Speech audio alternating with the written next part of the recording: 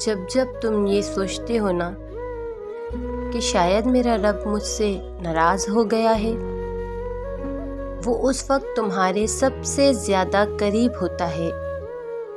وہ اپنی ناراضگی کا خیال پیار سے ڈالتا ہے اپنے بندے کے دل میں، تاکہ اس کا بندہ بھاگ کے اپنے رب کی بارگاہ میں حاضر ہو جائے اور رب سے اپنی ساری باتیں بیان کر دے۔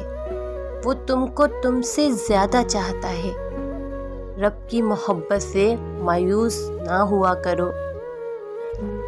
اللہ پاک کے آگے آنسو بہا کر جو سکون ملتا ہے نا، یقین مانے وہ سکون کہیں نہیں ملتا۔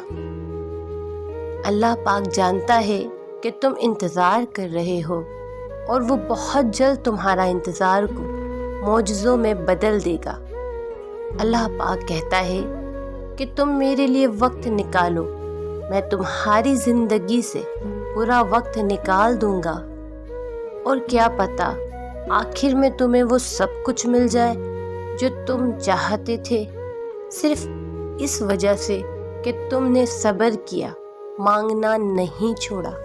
اور پھر اس کریم کا کرم تو دیکھو، میں پھر ٹوٹ کر گری اور پھر اس نے مجھے تھام لیا۔ جب انسان اپنے رب پر اس قدر بھروسہ کر لیتا ہے کہ اس کے علاوہ کوئی بھی اس کی ضرورت پوری کرنے والا نہیں، تو اللہ بھی اپنے بندوں کو مایوس نہیں لوٹاتا۔ اور پھر یہی کرم کافی ہوا اللہ کا کہ اس نے مجھے رسول صلی اللہ علیہ وسلم کا امتی بنا دیا۔